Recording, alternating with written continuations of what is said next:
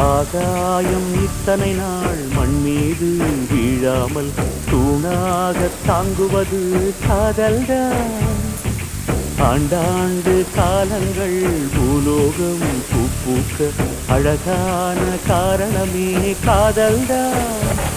பஞ்சபூதங்கள் யாவும் காதலின் அடிமை, நாட்கள் ஏழும் காதலின் கிழமை, 9 கோள்களும் காதலை சுற்றி வரும். மரம் ஏற ஏணியை தந்தால் மலையில் ஏறி கொடியேற்றும், குண்டூசி கையில் தந்தால் கிணறே தோண்டிவிடும். வெறுங்கல்லை வைரக்கல்லாய் காதல் பார்வை மாற்றிவிடும், வெந்நீரில் விட்டால் கூட காதல் மீண்டும்.